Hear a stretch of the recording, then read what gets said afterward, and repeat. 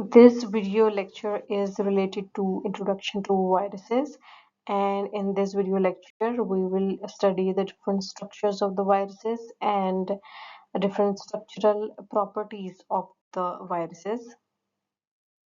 In this lecture, we will learn about the viruses and differentiate the viruses based on the structure and replication from the living cells. उसके अलावा हम देखेंगे कि virus के parts कौन से हैं, nucleic acid, capsid and envelope. उसके अलावा वायरस की डिफरेंट शेप्स एंड साइजेस देखेंगे और उसके अलावा define and explain the importance of viruses, variance, viroids, prions in the disease and public health. Start with a few definitions. First of all, we will see the virus. A virus is a small infectious agent that replicates only inside the living cells of other organisms. यानी जितने भी living organisms हैं उनका जो cell है उसके अंदर जो वायरस होता है वो रेप्लिकेट करता है और इन्फेक्शन कॉज करता है. Viruses can infect all type of life forms from animals and plants to microorganisms including bacteria and archaea. यानी जितने हायर लेवल का ऑर्गेनिज्म हो, जिस तरह एनिमल्स हो गए, प्लांट्स हो गए, ह्यूमन बींग्स होंगे, या फिर जितना लोअर लेवल का ऑर्गेनिज्म हो जिस तरह बैक्टीरिया या आर्किया, वायरस उनको अफेक्ट करता है और इन्फेक्शन कॉज करता है. Then what is virology? Virology is the study of viruses. And then virologist कौन होते हैं? वायरोलॉजिस्ट वो पर्सन होते हैं जो कि वायरस को स्टडी करते हैं और इसके डिफरेंट इफेक्ट्स को स्टडी करते हैं. जिस तरह से virologist study viruses that affect humans, animals, insects, bacteria, fungi and plants. ठीक है, इन सब ऑर्गेनिज्म को जो अफेक्ट कर रहे हैं वायरसेस, उनको एक कम्युनिटी के अंदर clinical, agricultural and natural environment, यानी अगर हम देखें किसी कम्युनिटी के अंदर जिस तरह कोई वायरस स्प्रेड हो जाता है, जैसे कोरोना वायरस हो गया और इस तरह बहुत सारे आजकल HIV वायरस हो गया, हेपेटाइटिस हो गया, इस तरह के वायरसेस जो हैं वो कम्युनिटी के अंदर किस तरह स्प्रेड हो रहे हैं, क्या कॉज कर रहे हैं, क्लिनिकल सेटिंग में किस तरह से वो ऑर्गेनिज्म को अफेक्ट कर रहे हैं ये वायरसेस. एग्रीकल्चरल सेटिंग में यानी बहुत सारे प्लांट्स को अफेक्ट करते हैं, फसलों को भी तबाह करते हैं और इस तरह फूड इंडस्ट्री पे भी इफेक्ट पड़ता है, और नेचुरल इन्वायरमेंट्स में किस तरह से ये रह रहे होते हैं और किस तरह से अपना इफेक्ट कॉज करते हैं, तो ये सब स्टडी करते हैं virologist. If we compare the cells with viruses, अगर हम जितने भी बाकी ऑर्गेनिजम्स हैं उनको अगर वायरसेस से कंपेयर करें तो कहाँ पे डिफरेंस आता है वो हम देखते हैं. Many infectious agents जैसे bacteria, fungi, protozoa and worms, as we know कि ये भी डिफरेंट डिजीजेस कॉज कर रहे होते हैं. सो अगर इनको हम देखें तो ये सेल्स होते हैं, चाहे वो यूनिसेलुलर हों या चाहे मल्टी सेलुलर हों. अगर ये सेल्स होते हैं तो इसका मतलब है कि इनकी कुछ प्रॉपर्टीज भी होंगी. सेल्स जो हैं वो रेप्लिकेट करते हैं इंडिपेंडेंटली, यानी अगर आप कोई भी सेल देखें, जिस तरह से अगर हम एग्जांपल लें किसी प्रोटोजोआ की, जिस तरह अमीबा हो गया, वो एक सिंगल सेल्ड ऑर्गेनिज्म होता है, तो उसके अंदर हर वो चीज़ होती है, चाहे एंजाइम्स हों, चाहे DNA हो, न्यूक्लियस हो, हर वो चीज़ होती है जो कि उसे रेप्लिकेट करने के लिए, इंडिपेंडेंटली रहने के लिए इम्पॉर्टेंट होती है. इस तरह डिफरेंट वर्म्स हो गए, एज वी नो के स्कैरिस हो गया, इस तरह बहुत सारे ऐसे वर्म्स हो गए जो कि मल्टी सेलुलर होते हैं, उनमें भी खुद को रेप्लिकेट करने की कैपेबिलिटी होती है. इस तरह बैक्टीरिया के अंदर भी होती है, फंजाई के अंदर भी होती है. सो ये रेप्लिकेट इंडिपेंडेंटली कर सकते हैं, produce their own energy and proteins, और जो भी उन्हें अपनी फंक्शंस के लिए एनर्जी चाहिए होती है, प्रोटीन चाहिए होती हैं, वो खुद बना रहे होते हैं. Can be seen with light microscope, जब उन्हें लाइट माइक्रोस्कोप से देखेंगे तो आपको नजर भी आ रहे होते हैं, बट अगर हम वायरस को देखें तो वो सेल्स नहीं होते. सो सेल्स क्यों नहीं होती और उनका डिफरेंस क्या है कि वो रेप्लिकेट इंडिपेंडेंटली नहीं कर सकते. They need some host to replicate. ये सेल के अंदर जाएंगे और वहां जाकर अपनी कॉपीज बनाएंगे. Can not make their own energy and proteins, ठीक है, ड्यू टू सर्टन एंजाइम्स की डेफिशिएंसी होती है, बहुत सारे कुछ ऐसी चीज़ें होती है जिनकी डेफिशिएंसी होती है, इस वजह से ये अपनी जो एनर्जी है और प्रोटीन्स हैं वो सिंथेसाइज नहीं कर सकते. जिस तरह माइटोकॉन्ड्रिया नहीं होगा, राइबोसोम्स नहीं होंगे, तो इस तरह की चीज़ें जो हैं वो वायरस में नहीं होती. Generally too small to be seen with light microscope. So light microscope में हमें बैक्टीरिया भी नज़र आ रहा होता है, इस तरह वर्म्स, पैरासाइट्स, फंजाई, ये चीज़ें हमें नज़र आती हैं, बट वायरस के केस में हमें लाइट माइक्रोस्कोप में नज़र नहीं आता. अगर हम बहुत हायर लेवल का अगर कोई माइक्रोस्कोप यूज़ करें तो उसमें हम देख सकते हैं. As we have seen a general difference between virus and a cell, उसके अंदर यही है कि वायरस एक प्रॉपर सेल नहीं है, जबकि सेल जो हैं वो इंडिपेंडेंट होके काम करते हैं, चाहे वो रेप्लिकेशन हो, चाहे एनर्जी जनरेशन हो, हर चीज़। अब हम देखते हैं कि सेल और वायरस के स्ट्रक्चर लेवल पे क्या डिफरेंस होता है, जिसकी वजह से वो सेल जो है इंडिपेंडेंट बनता है और वायरस जो है वो डिपेंडेंट हो जाता है होस्ट पे। क्या कमी है वायरस में और क्या है सेल के अंदर। सेल जो है वो दो टाइप के होते हैं, प्रोकैरियोटिक एंड यूकैरियोटिक। प्रोकैरियोटिक वो सेल होते हैं जिनके पास न्यूक्लियस नहीं होता, जबकि यूकैरियोटिक वो सेल्स होते हैं जिनके पास प्रॉपर न्यूक्लियस होता है। Contain both DNA and RNA. अब सेल के अंदर चाहे वो प्रोकैरियोटिक सेल हो या यूकैरियोटिक सेल हो, दोनों में डीएनए और आरएनए दोनों ही प्रेजेंट होते हैं। Eukaryotic cell have nucleus, cytoplasm, mitochondria, ribosome. क्योंकि यूकैरियोटिक सेल एक इंडिपेंडेंट होता है, उसके पास हर वो चीज़ होनी चाहिए जो कि उसे रेप्लिकेशन के लिए, सर्वाइवल के लिए चाहिए। उसमें आ जाता है न्यूक्लियस, साइटोप्लाज्म जिसके अंदर बहुत सारे रिएक्शंस हो रहे होते हैं, एंजाइम्स होते हैं, प्रोटीन्स बन रही होती हैं, तो हर चीज़ हो रही होती है। माइटोकॉन्ड्रिया जो कि एनर्जी जनरेशन या पावर हाउस ऑफ सेल होता है, और राइबोसोम्स जो कि प्रोटीन सिंथेसिस में इन्वॉल्व होते हैं। तो ये सारे के सारे इंपॉर्टेंट स्ट्रक्चर्स यूकैरियोट्स में प्रेजेंट होते हैं, जबकि प्रोकैरियोट्स में कुछ ऐसी चीज़ें जो नहीं होती। प्रोकैरियोट्स में न्यूक्लियस नहीं होता और साइटोप्लाज्म और न्यूक्लियस की सेपरेशन नहीं होती। हम यहाँ पे देख सकते हैं कि कोई सेपरेशन नहीं, मिक्स हुआ हुआ है यहाँ पर।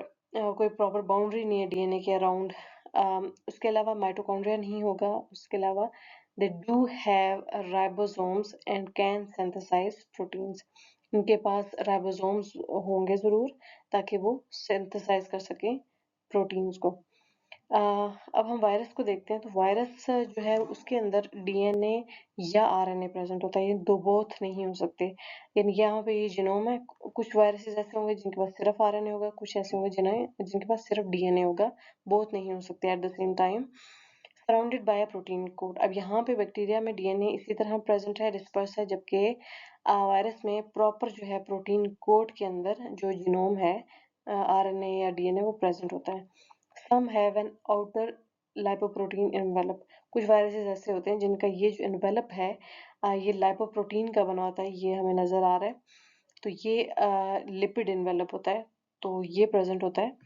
और कुछ में नहीं होता, कुछ में होता है। तो इसी बेसिस पे वायरस को फिर कहते हैं, कुछ एनवेलप वायरस हैं, कुछ नॉन एनवेलप वायरसेस होते हैं।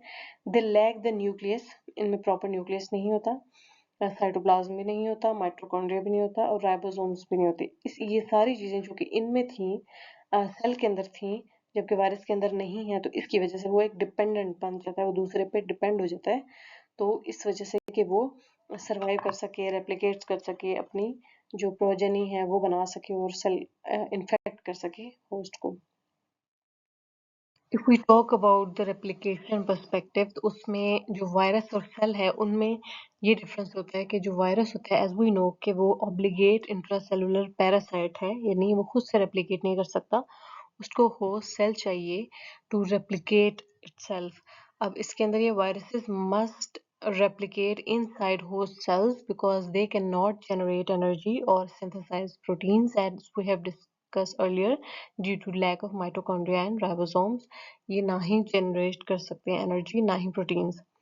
वायरस जो है वो रेप्लिकेशन सेल से किस तरह डिफरेंस होती है। First is viruses do not undergo binary fission और माइटोसिस। जिस तरह से कुछ बैक्टीरिया हैं वो बाइनरी फिशन के प्रोसेस के थ्रू रेप्लिकेट करते हैं, जबकि कुछ सेल्स हैं जो माइटोसिस के प्रोसेस के थ्रू एक से दो में डिवाइड होते हैं। बट वायरस के केस में ऐसा नहीं होता। वायरस जो है, one virus can produce 100 of progeny. इसके अंदर ऐसा नहीं होता एक सेल दो में डिवाइड होगा। इसके अंदर ये होता है कि बैक्टीरिया जब भी किसी होस्ट में जाता है, होस्ट में अपना जेनेटिक मटेरियल जो है वो इंसर्ट कर देता है। अब जो उसका जेनेटिक मटेरियल होता है वो होस्ट की मशीनरी को यूज करते हुए अपने जो जेनेटिक मटेरियल है उसकी कॉपीज बनाता है, और अपने कुछ प्रोटीन्स हैं उनकी कॉपीज बनाता है, और फिर इस तरह से एट द एंड वो जो प्रोटीन्स हैं और वो जीनोम है वो मिलकर प्रोजेनी के फॉर्म में आ जाता है। सो इस तरह से एक वायरस से मल्टीपल या 100 ऑफ प्रोजेनीज बन सकती हैं।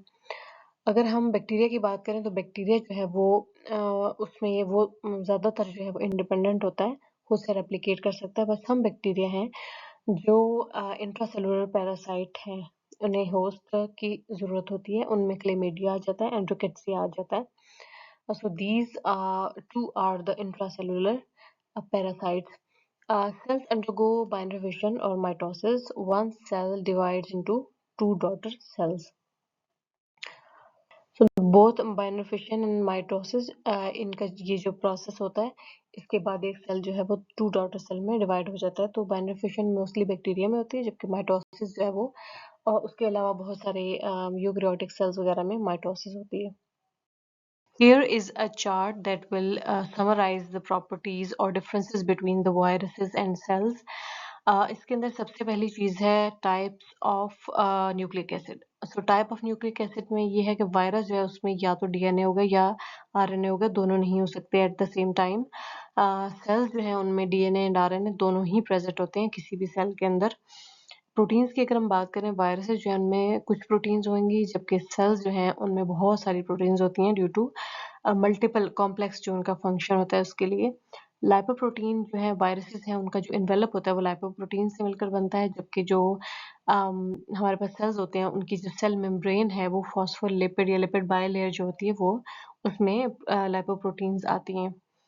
उसके अलावा राइबोसोम्स जो हैं उस में वायरसेस में वो एब्सेंट होते हैं और जो सेल्स हैं उनमें प्रेजेंट होते हैं, चाहे यूकेरियोटिक हो चाहे प्रोकैरियोटिक है, दोनों में ही प्रेजेंट होंगे. माइटोकॉन्ड्रिया जो वायरसेस में नहीं होता, जबकि यूकेरियोटिक सेल में होगा, जबकि प्रोकैरियोटिक सेल्स में नहीं होता. एंजाइम जो है वो वायरसेस में या तो बिल्कुल नहीं या फिर कुछ हैं, जबकि सेल्स में बहुत सारे एंजाइम्स होते हैं. और मल्टीप्लिकेशन बाय बाइनरी फिशन और माइटोसिस वायरसेस में नहीं होती, जबकि सेल्स में बाइनरी फिशन या माइटोसिस के थ्रू ही सेल रेप्लिकेट करता है. Size of the viruses are typically 20 to 300 nanometer in diameter. यानी जो वायरसेस हैं वो जो स्मॉल होंगे वो 20 नैनोमीटर की रेंज में होंगे, जबकि जो लार्जेस्ट है वो 300 नैनोमीटर तक जाएंगे, इसके करीब करीब. Size range spans from about the largest proteins to the smallest cell. यानी ये जो रेंज है ये बराबर होती है लार्जेस्ट प्रोटीन से लेकर स्मॉलेस्ट सेल तक. यानी जो लार्जेस्ट प्रोटीन्स होती हैं उनका साइज जो है वो 15 टू 20 नैनोमीटर तक होता है, जबकि हमारे पास स्मॉलेस्ट सेल होता है उसका जो साइज होता है वो इस रेंज में होता है. तो ये रेंज जो है between largest protein to smallest cell होती है. If we see this image, तो इसमें ये जो ब्लू कलर का शो किया गया है ये एक है यीस्ट सेल. तो ये यीस्ट सेल है. उसके अलावा यहाँ पर ये इकोलाई है, स्ट्रेप्टोकोकस है, जिनके साइजेस हैं इकोलाई का 2 माइक्रोमीटर है, जबकि स्ट्रेप्टोकोकस का 1 माइक्रोमीटर साइज है. उसके अलावा ये जो रिकेट्सिया है दैट इज स्मॉलेस्ट बैक्टीरिया, और रिकेट्सिया इसका साइज है 0.3 माइक्रोमीटर. और यहाँ पर भी E1 से लेकर 10 तक हमारे पास डिफरेंट स्ट्रक्चर्स हैं. ये सब वायरसेस हैं. 1 पे Mimi virus, herpes simplex virus, rabies, HIV, influenza, adenovirus, bacteriophage और पोलियोमाइलेटिस, येलो फीवर वायरस. ये जो 9 हैं ये वायरसेस हैं. इनकी डिफरेंट साइज रेंज भी यहाँ बताए हुए हैं. जिस तरह मीमी वायरस का 450 नैनोमीटर है, जबकि पोलियोमाइलेटिस तक पहुँचते पहुँचते और येलो फीवर वायरस तक पहुँचते हुए यहाँ पे हमारे पास 22 नैनोमीटर तक का होता है. यानी हम कह सकते हैं कि ये साइज रेंज जो है ये इसके इक्वल है. और उसके अलावा ये जो 10 पे है ये this is a haemoglobin molecule, यानी जो प्रोटीन है हमारे पास लार्ज प्रोटीन है. ये जो है वो वायरसेस जो है इनसे बड़े होंगे, लेकिन जो हमारे पास ये वाला जो सेल है 0.3 माइक्रोमीटर जो कि इक्वल है 300 नैनोमीटर के, जो वायरसेस हैं ये इस साइज तक जाएंगे, यानी स्मॉलेस्ट जो सेल है उस तक जाएंगे.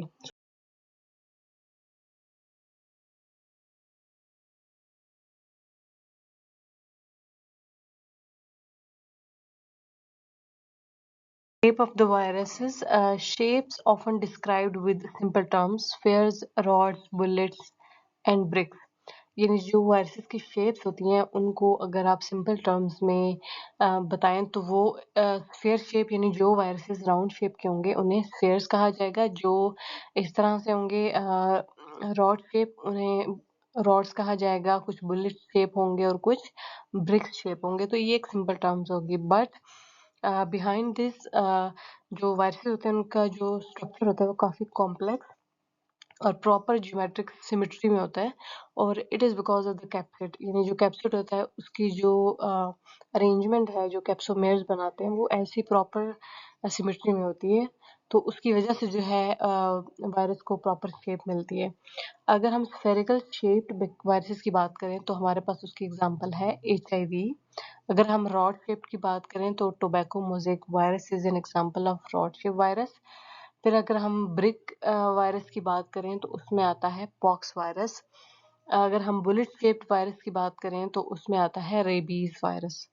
फिर आता है टैडपोल वायरसेस, जो कि हैं बैक्टीरियोफेजेस आर द एग्जांपल, और उसके अलावा कुछ ऐसे वायरसेस हैं जो इरेगुलर होते हैं और प्लेयोमॉर्फिक होते हैं। ऑर्गेनाइजेशन ऑफ वायरल कंस्टिट्यूएंट, यानी जो वायरस है उसका स्ट्रक्चर किस तरह से ऑर्गेनाइज्ड हुआ होता है, उसमें दो चीज़ें होती हैं। एक तो होती है कि इंटरनल रीजन होता है जिसके अंदर जो हमारे पास न्यूक्लिक एसिड प्रेजेंट होता है और कुछ एंजाइम्स जो कि नेसेसरी होते हैं वो प्रेजेंट होंगे। उसके अलावा जो कवरिंग्स होती हैं, जिस तरह से एक कवरिंग हमें ये नज़र आ रही है कैप्सिड की, दूसरी कवरिंग हमें नज़र आ रही है एनवेलप की। सो इस तरह से जो इसकी ऑर्गेनाइजेशन है वो होती है virus particle covering and central core. Central core में होता है न्यूक्लिक एसिड, या डीएनए होगा या आरएनए होगा, और कुछ एंजाइम्स होंगे या वेरियस प्रोटीन्स।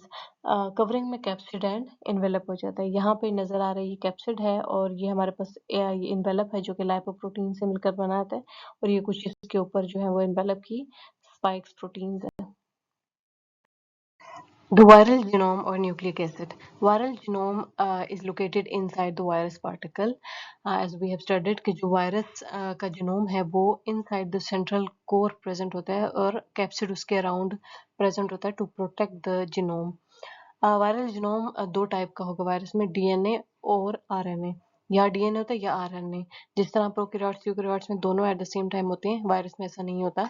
वायरसेस हैं कुछ डीएनए वायरसेस होंगे, कुछ आरएनए वायरसेस होंगे। अगर आप डीएनए है तो उसमें भी दो कंडीशंस हो सकती हैं, सिंगल स्ट्रैंडेड डीएनए भी हो सकता है, डबल स्ट्रैंडेड डीएनए भी। आरएनए में भी सिंगल स्ट्रैंडेड आरएनए और डबल स्ट्रैंडेड आरएनए भी हो सकता है। सो जितने भी प्रोकैरियोट्स हैं या यूकैरियोट्स हैं, इनमें जो ज़्यादातर जो जीनोम होता है वो डबल स्ट्रैंडेड डीएनए होता है। बट वायरसेस में ऐसा होता है कि वायरसेस में और भी कंडीशंस हो सकती हैं, जिस तरह सिंगल स्ट्रैंडेड डीएनए हो सकता है, सिंगल स्ट्रैंडेड आरएनए और डबल स्ट्रैंडेड आरएनए। जीनोम की शेप होती है या तो लीनियर होगा या फिर सर्कुलर होगा, जबकि यूकैरियोट्स में ज़्यादातर वो लीनियर होता है, जबकि प्रोकैरियोट्स में सर्कुलर होता है। बट वायरस में दोनों चीज़ें हो सकती हैं। पैकेजिंग की अगर हम बात करें, DNA is always a single molecule, यानी ये जिस तरह से हमें नजर आ रहा है कि डीएनए है वो एक सिंगल मॉलिक्यूल की फॉर्म में प्रेजेंट है, जबकि आरएनए है वो सिंगल मॉलिक्यूल की फॉर्म में भी हो सकता है और सेगमेंटेड फॉर्म में भी हो सकता है। यहाँ पे ये इस वायरस में शो हुआ है कि यहाँ पे जो आरएनए है that is in segmented form, यानी कि पीसेस इसके पड़े हुए हैं। तो डीएनए सिंगल मॉलिक्यूल प्रेजेंट होगा, जबकि आरएनए जो है वो सिंगल भी हो सकता है और इस तरह पीसेस में भी हो सकता है। Example of segmented RNA is influenza virus और रोटा वायरस। फिर आते हैं कॉपी नंबर पे। Most viruses are haploid one genome copy. जिस तरह से ये है कि ये एक हैप्लॉइड है, यानी एक ही कॉपी है, जबकि रेट्रोविरिडी जो है इनमें डिप्लॉयड होती है, यानी अगर आरएनए वायरसेस हैं तो उनमें two copies of RNA viruses present होते हैं। द वायरल जीनोम या फिर न्यूक्लिक एसिड। वायरल जीनोम जो है वो या तो डीएनए होगा या आरएनए होगा, यानी कुछ वायरसेस ऐसे होते हैं जिसमें डीएनए होता है, कुछ वायरसेस ऐसे होते हैं जिनमें आरएनए होता है। तो डीएनए जो होता है वो या तो लीनियर होता है या फिर सर्कुलर होता है। इसी तरह आरएनए भी लीनियर या सर्कुलर दो ही फॉर्म्स में प्रेजेंट होता है वायरसेस के अंदर। अगर हम लीनियर डीएनए की बात करें, वो दो कंडीशन में प्रेजेंट हो सकता है, या फिर वो सिंगल स्ट्रैंडेड होगा या फिर डबल स्ट्रैंडेड होगा। इसी तरह सर्कुलर डीएनए भी सिंगल स्ट्रैंडेड भी हो सकता है, डबल स्ट्रैंडेड भी हो सकता है। लीनियर आरएनए भी सिंगल स्ट्रैंडेड डबल स्ट्रैंडेड हो सकता है, जबकि सर्कुलर आरएनए भी सिंगल स्ट्रैंडेड भी हो सकता है या डबल स्ट्रैंडेड आरएनए नहीं होता। ओके, सो यहाँ पे हमारे पास जो सिंगल स्ट्रैंडेड लीनियर जो डीएनए है उसकी एग्जांपल है पार्वो वायरस, जबकि डबल स्ट्रैंडेड लीनियर डीएनए की एग्जांपल है हर्पीज वायरस। यहाँ पे जो सिंगल स्ट्रैंडेड सर्कुलर डीएनए की एग्जांपल है M13, जबकि डबल स्ट्रैंडेड सर्कुलर डीएनए की एग्जांपल है बैक्यूलो virus. TMV virus is an example of single stranded linear RNA virus. जबकि reo virus is an example of double stranded linear RNA virus. Hepatitis D virus is an example of single stranded circular RNA virus, जबकि double stranded circular RNA is not applicable. Viral capsid and nucleocapsid. A viral nucleic acid is surrounded by a protein coat called the capsid. यानी ये viral जो nucleic acid है, DNA या RNA, ये surround करता है, एक प्रोटीन कोट होती है, उससे सराउंडेड होता है, जिसको कहते हैं capsid. That is made up of कैप्सोमेयर्स. यानी ये इसका यूनिट है या फिर बिल्डिंग ब्लॉक्स हैं कैप्सोमेयर्स, जो कि कैप्सिड बनाती हैं. That will surround the genetic material. अब जब हम न्यूक्लिक एसिड और कैप्सिड दोनों को कंबाइन करेंगे तो हम उसको बोलेंगे न्यूक्लियो कैप्सिड. इस तरह यहाँ पर इस जो वायरस है इसमें भी हमें नजर आ रहा है कि यहाँ पे न्यूक्लिक एसिड है, ये कैप्सिड है जो कि कैप्सोमेर से मिलकर बना है, और इन दोनों को कंबाइनली हम कहेंगे nucleocapsid. Nucleic capsid is equal to genome plus capsid proteins. Symmetry types and why repeating subunits matter. अब जो हमने देखा कि जो कैप्सोमेयर्स हैं वो मिलकर बनाते हैं कैप्सिड. अब हर जो वायरस होता है उसमें जो कैप्सोमेयर्स होते हैं इनकी अरेंजमेंट डिफरेंट होती है. अब यहाँ पर ये नजर आ रहा है कि ये एक जीनोम है जिसको जो कैप्सोमेयर्स हैं उन्होंने सराउंड करके एक कैप्सिड बना दिया. अब यहाँ पे जो कैप्सिड है उसकी शेप डिफरेंट है, यहाँ पर डिफरेंट है. It is because arrangement of the कैप्सोमेयर्स. इस केस में ये होता है कि जो कैप्सोमेयर्स होते हैं वो 20 ट्रायंगल्स बनाते हैं. जिस तरह से यहाँ पे हमें कुछ ट्रायंगल्स नजर आएंगे, 1 2 3 4 5 6 7 8 9 10. ये जो 10 है जो फ्रंट साइड पे नजर आ रही हैं, तो उसी तरह 10 जो है वो बैक साइड पे भी होंगी. ये जो 20 ट्रायंगल्स हैं ये जो है it is because the arrangement of the कैप्सोमेयर्स in the 20 triangles. और ये जो जीनोम को कवर करती हैं, जिस तरह एक फुटबॉल शेप होती है या कोई भी स्फीयर फॉर्म की फॉर्म में होता है. और दूसरी हमारे पास जो शेप है that is helical. First was the icosahedral, जिसमें आता है कि capsomeres arranged into 20 triangles forms an icosahedron with an overall sphere like outline. Helical जो शेप होता है उसमें होता है जो कैप्सोमेयर्स हैं वो arranged in a hollow coil. Hollow means कि जो अंदर से खाली होगा. तो ये इस तरह से एक रॉड शेप फॉर्म में कैप्सोमेयर जो अरेंज होंगे. इट कैन बी रिजिड और flexible. So that's why the geometric symmetry है, ये अरेंजमेंट ऑफ कैप्सोमेयर है, वो इम्पोर्टेंट होते हैं due to formation of the structure. और ये जो है वायरस को एक शक्ल देते हैं या फिर उन्हें शेप देते हैं. Enveloped rule. अब जो वायरसेस हैं उनमें जीनोम जो है वो दो टाइप्स का होता है, या डीएनए होगा या फिर आरएनए होगा. अब जो डीएनए है वो भी डबल स्ट्रैंडेड भी हो सकता है, सिंगल स्ट्रैंडेड भी हो सकता है. आरएनए जो है वो भी डबल स्ट्रैंडेड भी हो सकता है, सिंगल स्ट्रैंडेड भी हो सकता है. एक तो जीनोम की कंडीशन हो गई. दूसरी चीज हमारे पास जो आ जाती है that is on the basis of shape. आप वायरस को क्लासिफाई करते हैं दो में, इकोसाइडल और हेलिकल, यानी दो ही शेप्स होती हैं वायरस के अंदर. तीसरी चीज हमारे पास आ जाती है वो है एनवेलप. या तो वायरस होता है उसमें एनवेलप होता है या नहीं होता. अगर हम इकोसाहेड्रल वाली शेप की बात करें उसमें भी दो चीजें हो सकती हैं, या तो होगा एनवेलप या नहीं होगा. हेलिकल में भी या एनवेलप होगा या एनवेलप नहीं होगा. सो ये जो इकोसाहेड्रल नेकेड है यानी ये 20 ट्रायंगल का विदाउट एनवेलप, ये सारे के सारे वायरसेस जिनके अंदर जो भी जीनोम हो उनमें ये प्रेजेंट हो सकता है और होता है. इकोसाइडल इन्वेलप देखें वो सिर्फ हमारे पास सिंगल स्ट्रैंडेड डीएनए में नहीं है, बाकी जितने भी ये जीनोम वाले वायरसेस हैं इनमें ये प्रेजेंट होता है. हेलिकल नेकेड जो है वो डबल स्ट्रैंडेड आरएनए में नहीं होगा, बाकी ये सारे जीनोम वाले वायरसेस में प्रेजेंट होगा. हेलिकल इन्वेलप जो है वो सिर्फ और सिर्फ सिंगल स्ट्रैंडेड आरएनए में प्रेजेंट होगा, बाकी जो भी जीनोम्स हैं इनमें इनके पास ये वाली जो है सिमेट्री नहीं होगी.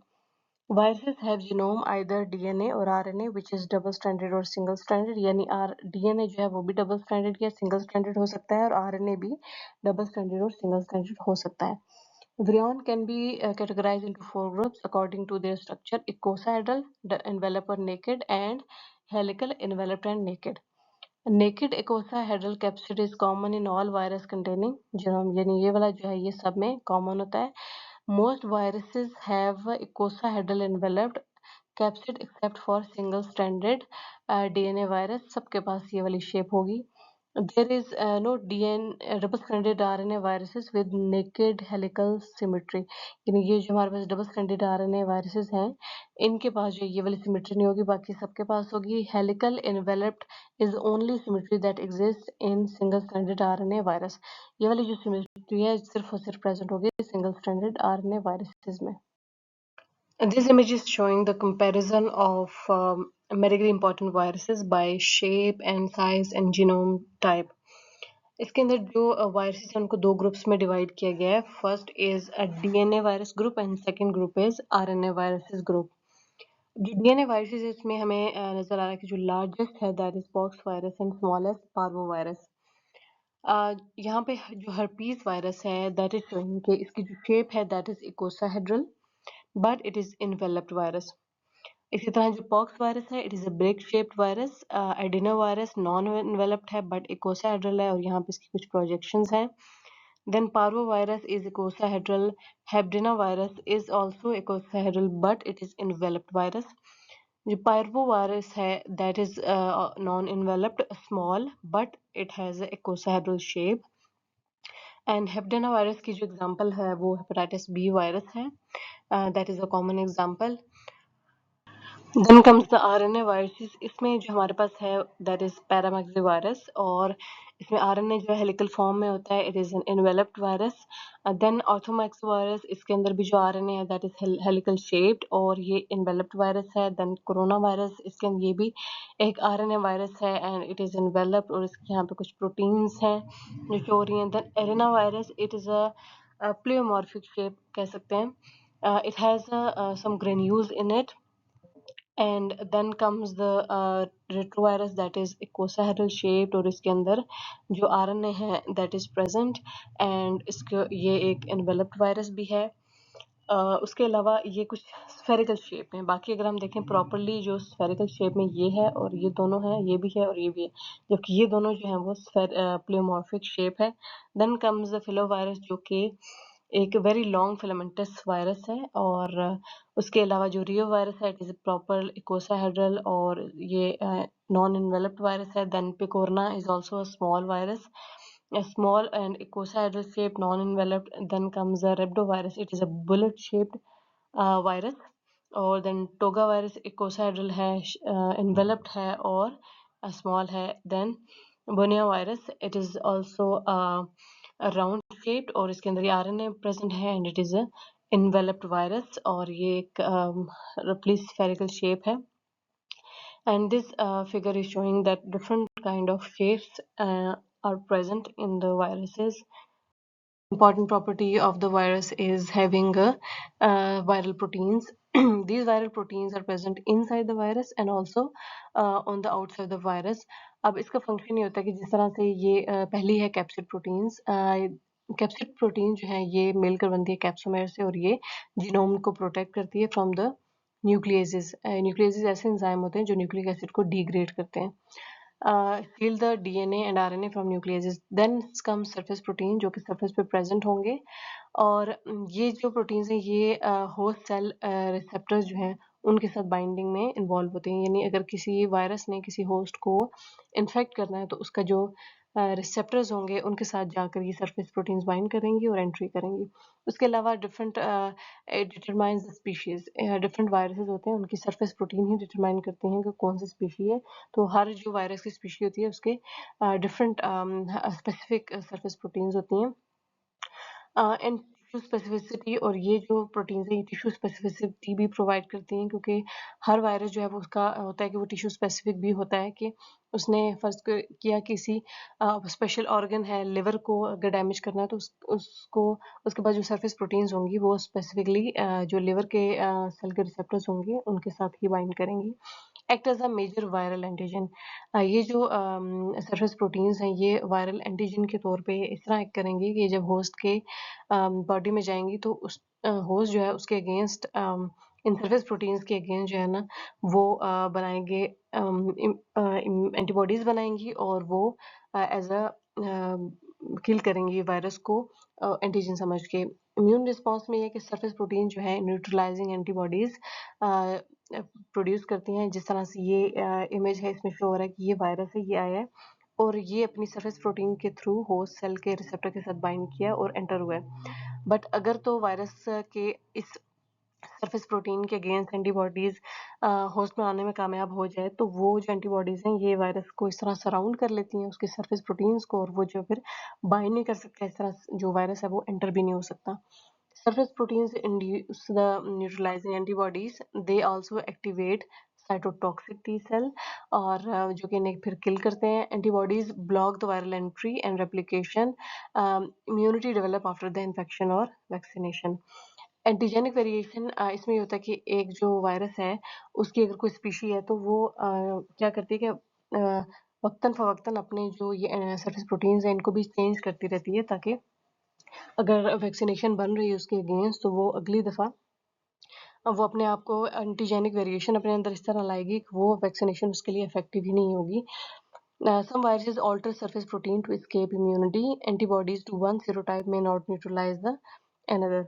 तो जब वो अपनी एंटीजेनिक वेरिएशन या सीरोटाइप बना लेगी तो फिर वो उसको न्यूट्रलाइज कर ही नहीं सकेगा। वायरस में हैव वन और मोर सीरोटाइप इन जो ये एक इन्फ्लुएंजा वायरस है और इसकी ये हीमोग्लूटिनिन और न्यूरमिनिडेज ये दो प्रोटीन्स हैं।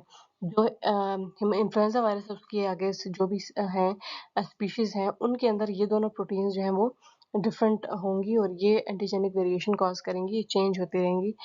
और इंटरनल प्रोटीन्स में आ जाती हैं ऑफन फंक्शन एज डीएनए और आरएनए पॉलीमरेज। ये जो इंटरनल प्रोटीन्स हैं ये रेप्लिकेशन के लिए, अगर आरएनए का जीनोम है उसको रेप्लिकेशन प्रोवाइड करती है।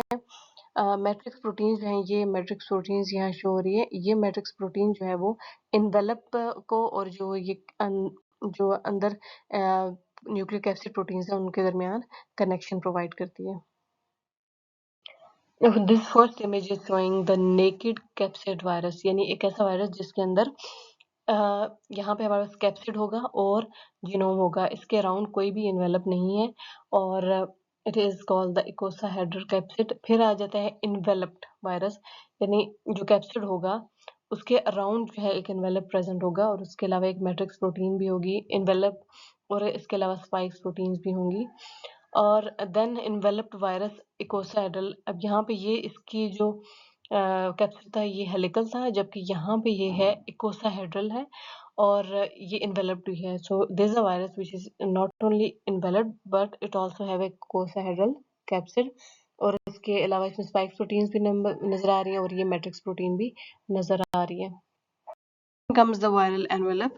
There's certain viruses जो कि enveloped होते हैं और फिर कुछ ऐसे होते हैं जो कि non enveloped होते हैं। कंपोजिशन क्या है कि primary composed of host derived lipid and proteins. अब ये इन्वेलप वायरस के पास आता कहाँ से है? जब भी कोई वायरस है वो होस्ट के सेल को इन्फेक्ट करता है तो होस्ट के सेल में जाके उसकी मशीनरी को यूज करते हुए प्रोटीन्स और जीनोम और जो भी है उसको बनाता है। तो जब उसको वायरस को होस्ट के सेल से बाहर निकलना होता है तो जाते जाते वो जो होस्ट का सेल होता है उसकी जो मेम्ब्रेन है उसको लेकर चला जाता है। तो जो होस्ट के सेल की मेम्ब्रेन है वो जाहिर है उसमें के अंदर लिपिड्स भी होंगे, प्रोटीन्स भी होंगे, तो वो एक लाइपोप्रोटीन एनवेलप एक वायरस के अराउंड आ जाता है जिसे कहते हैं कि it is a host derived envelope. और कहाँ से आता है? During budding from the host cell. Glycoproteins होती हैं इस एनवेलप के बाहर, और ये जो कुछ ग्लाइकोप्रोटीन्स होती हैं जैसे कि यहाँ पे एनवेलप ग्लाइकोप्रोटीन 1 है और एनवेलप ग्लाइकोप्रोटीन 2 है जो कि एनवेलप्ड वायरस के ऊपर प्रेजेंट होती है। ये वायरस कोडेड ग्लाइकोप्रोटीन्स होती हैं या फिर स्पाइक्स प्रोटीन्स होती हैं that are crucial for binding to the host receptor. फिर लेटर ऑन जाकर जब कभी इस वायरस ने किसी को इन्फेक्ट करना होता है तो वो होस्ट के साथ बाइंड करने में हेल्प करती है।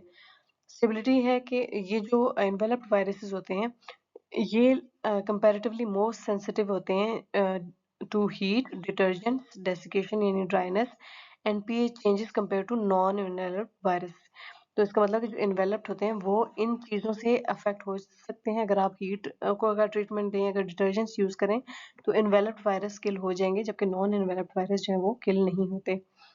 फंक्शन क्या है? Assist in evading the human immune system and facilitating the membrane fusion during infection. तो दो काम है इसके, एक तो होस्ट का जो इम्यून सिस्टम है उससे ये एवॉइड करने में हेल्प करता है, दूसरा है कि जो मेम्ब्रेन की फ्यूजन है उसमें भी हेल्प करता है।